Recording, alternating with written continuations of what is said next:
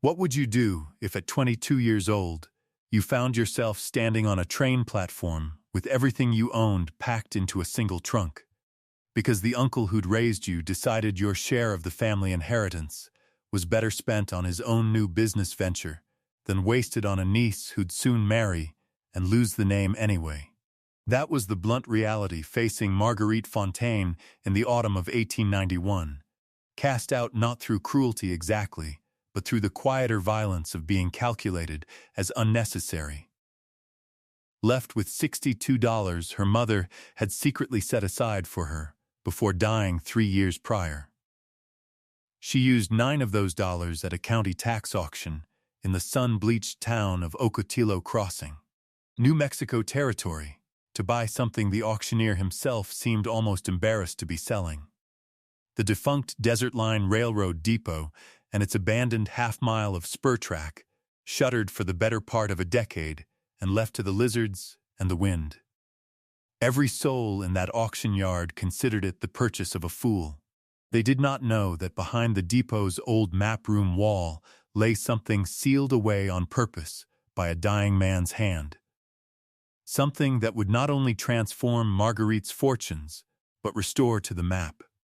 and to itself, an entire settlement the territory had quietly decided to forget. Settle in,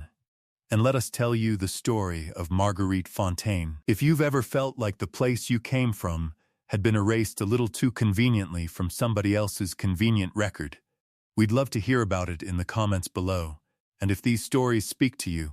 we'd be so grateful if you'd follow or subscribe to our channel so the next one finds its way to you too. Marguerite had been raised in New Orleans by her uncle, Etienne Fontaine. Following the early death of her father, a riverboat pilot lost to a boiler explosion when she was only 6.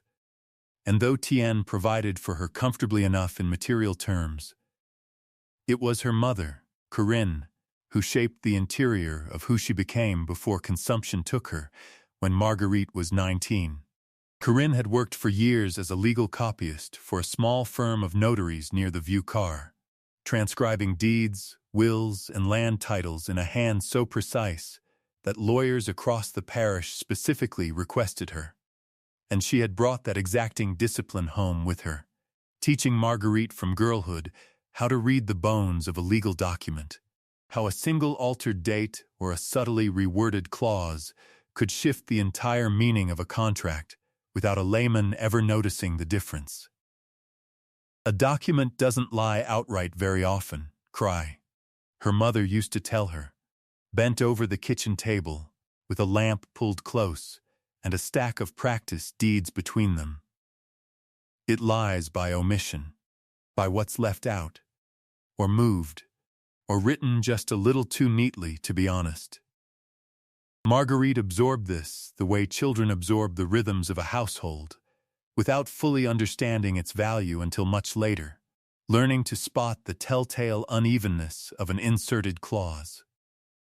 the suspicious tidiness of a boundary line that ought by rights to follow the wander of a bayou or a fence, the particular shade of ink that betrayed a later addition to an older page. Her mother also instilled in her something harder to name than a skill, a conviction that the quiet people, the copyists and the clerks, and the women who kept households running unnoticed, were very often the ones who saw the truth of a matter most clearly, precisely because no one thought to guard themselves around such people, and that this invisibility, rather than being a limitation, was itself a kind of power if a person knew how to use it. Corinne's final years were hard ones, her health declining even as she continued taking in copying work to save what little money she could set aside for her daughter's future.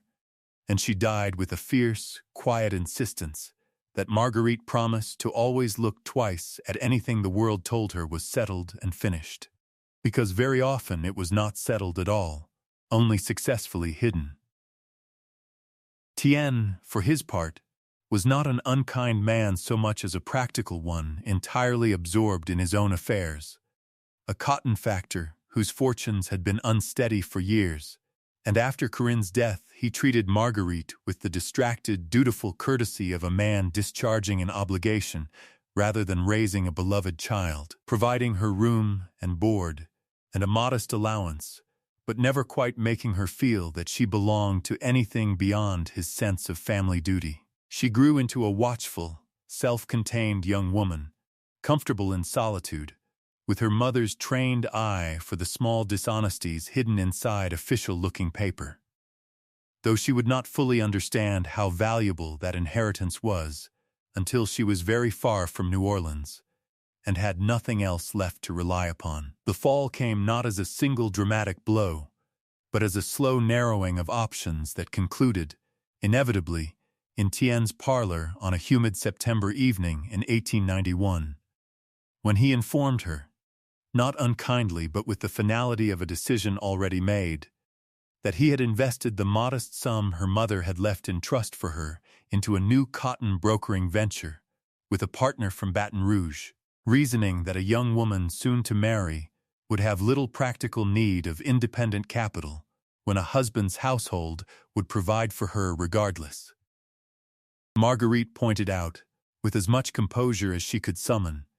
that she had no husband and no prospects of one,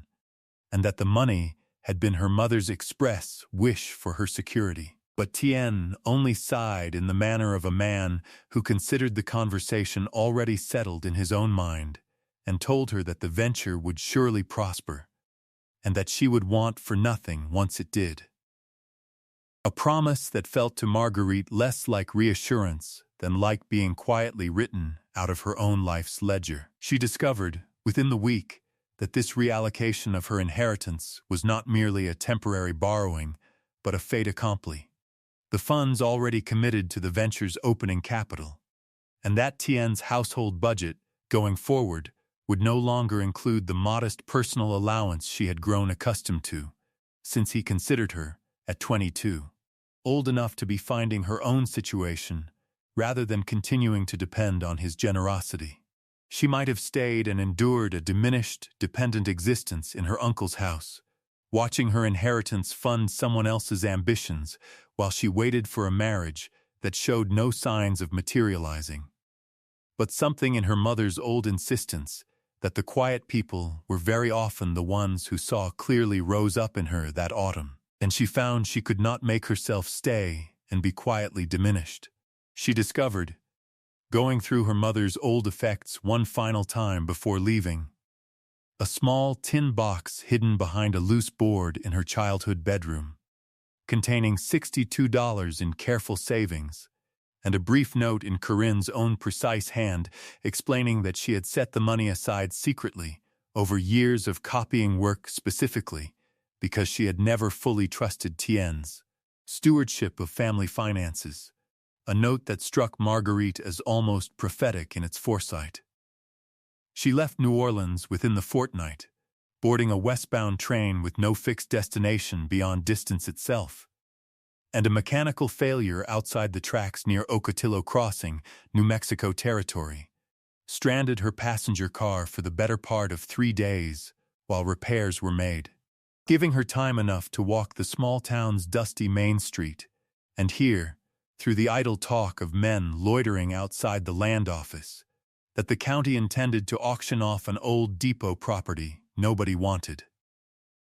Okatillo Crossing sat at what had once been a modestly promising junction point along the Desert Line Railroad's original western route, a spur line built in the 1870s to service a scattering of mining claims and homestead settlements deeper in the basin. But when the railroad company rerouted its principal traffic along a more direct grade some 8 years before Marguerite's arrival, the depot and its half-mile of spur track had simply been abandoned in place, too costly for the company to dismantle and haul away, too remote for anyone in Okatillo Crossing itself to find much practical use for beyond scavenging loose lumber and iron fittings over the years. The county, tired of carrying a worthless parcel on its tax rolls, put the depot up for auction on a still, dust-hazed morning, and Marguerite arrived at the yard more out of curiosity than genuine intention. Standing at the back of a modest gathering of perhaps 15 townspeople, while the county clerk, Read out the parcel's decidedly unflattering condition. A collapsed section of rear roofline. A platform gone soft with rot. Track already half swallowed by drifting sand. The bidding opened at $4 and climbed only reluctantly. Two local men dropping out once it became clear the property held no real resale value. And when the gavel seemed poised to fall on a bid of $6 from a scrap lumber dealer, Marguerite, following an impulse she could not fully explain even to herself beyond her mother's old insistence on looking twice at things too easily dismissed, raised her hand and offered $9, a bid so far beyond any reasonable expectation of the property's worth that the room erupted in a ripple of bemused murmuring. Several onlookers openly speculating what a lone, well-spoken young woman in city clothes could possibly want with a dead railroad depot in the middle of the territory. She walked the half-mile out to the property that same afternoon, trunk left temporarily at the town's single boarding house against a promise of future payment, and found the depot smaller and more forlorn than she had pictured, its clapboard siding silvered to the color of driftwood, its windows long since broken and boarded over by whatever hand had last passed through. Though the foundation, she noted with something of her mother's careful attention to what a thing's construction revealed about its maker's honesty, had been laid with real skill and care, suggesting the building's original builder had been a man who did not cut corners even on work, meant to be functional rather than admired. Inside, past a front office layered thick with dust, and a scattering of yellowed freight manifests still pinned to a warped corkboard, she found the depot's map room, a narrow chamber lined with built-in cabinetry where a station master would once have kept survey plats and right-of-way records, its drawers standing open and empty, and it was here, running her palm along the back wall out of an old, half-conscious habit of testing whether things were quite what they appeared to be, that she noticed the wall's shallow, subtly wrong proportion relative to the exterior wall she'd walked past outside, a discrepancy of perhaps 3 feet that any casual glance would have missed entirely, but that her mother's training in reading the bones of a structure would not let her ignore. It took her 2 days of careful, patient work with a borrowed pry bar, secured on credit from the town's blacksmith, in exchange for a promise of mending and copying work she could perform for the town's few literate households, to locate the seam in the map room's paneling, and open what proved to be a narrow concealed chamber built directly into the depot's back wall with evident deliberation. The kind of construction that spoke of real intention to hide something rather than any mere economy of space. Inside, wrapped carefully in oilcloth against the desert's dry but penetrating dust, she found a locked strongbox, a station master's private ledger, and a set of hand-inked survey plats considerably more detailed than any published territorial map she had ever encountered, all bearing the careful, consistent initials of a man identified in the ledger's opening pages as Silas Pruitt, station master and staff surveyor for the Desert Line's Western Division for nearly 12 years before the depot's abandonment. The documents, once Marguerite began the painstaking work of cross-referencing them against current county land records she requested during careful visits to the Territorial Land Office, revealed a discrepancy that made her mother's old lessons about documents lying by omission feel less like inherited wisdom and more like direct prophecy. Some 18 miles south of the depot, tucked into a fertile, spring-fed hollow of the basin that the railroad's original survey had carefully mapped and named, Pruitt's plats plainly showed a settlement called Buena Vista, a community of nearly 50 families, largely Mexican homesteaders, whose land grants predated American territorial control, and who had filed additional confirming homestead claims in the early 1870s to secure their holdings under the new government, building over the following 2 decades a genuine, self-sufficient town with its own chapel, a small mercantile, and an irrigation system diverting water from the spring that had sustained their orchards and fields for a generation. Yet on every current official territorial map Marguerite could locate, that same 18-mile hollow appeared simply as unclaimed public desert. Buena Vista's name and all 50 homestead claims vanished entirely from the record. And Silas Pruitt's private ledger, written in a hand that grew visibly more anxious and cramped across its final entries, explained with painful clarity exactly how and why that vanishing had been accomplished. According to Pruitt's account, the Desert Line's regional land agent, a man named Aldous Creel, had discovered that Buena Vista's spring sat above an unusually rich and easily tapped aquifer the railroad urgently needed to water its locomotives across an otherwise brutal stretch of desert grade. And rather than negotiate honestly with 50 homesteading families for water access or right-of-way, Creel had bribed a territorial survey clerk to file a quietly revised county map omitting Buena Vista's claims entirely, reclassifying the hollow as unclaimed federal land and transferring its water rights directly to the railroad under an emergency infrastructure provision meant for genuinely vacant terrain. Pruitt, who had personally surveyed Buena Vista years earlier and knew its homestead claims to be entirely legitimate, had written increasingly desperate letters to the Territorial Land Commissioner requesting investigation. Letters that went unanswered or were returned with vague, unsigned warnings that a man in his position was wise to mind his own concerns. And rather than destroy the evidence he had gathered, as he was clearly being pressured to do, he had preserved every document proving Buena Vista's rightful existence, sealed them behind his own map room's false wall, and, according to the ledger's final entries, intended to carry the evidence personally to a territorial judge he believed to be beyond Creel's reach. A plan interrupted permanently when the railroad abruptly rerouted its line and shuttered the depot, Pruitt himself disappearing from any subsequent local record, his ultimate fate unknown to Marguerite, but grimly implied by the fear evident in his own final written words. What had become of Buena Vista's actual families, the ledger could not say, and this question drove Marguerite, in the weeks that followed, to undertake the 18-mile walk south into the hollow herself, provisioned with what little money she could spare and driven by a need to know that had become, somewhere in the reading of Pruitt's ledger, indistinguishable from her own sense of purpose. She found, to her profound relief, not an empty grave of a settlement, but a diminished, struggling community of perhaps 18 remaining families clustered around the old chapel and a scattering of adobe homes, the rest having drifted away over the years after county officials repeatedly informed them their land claims had never legally existed. A slow, bureaucratic strangulation that had accomplished, without a single shot fired, what outright expulsion might never have dared attempt. She spoke first and at greatest length with Buena Vista's respected elder, a sharp-eyed widow named Refugio Salcido, whose own father had helped establish the settlement's original land grant confirmation, and who had spent nearly 2 decades quietly guarding her family's original homestead papers in a strong box of her own. Papers that,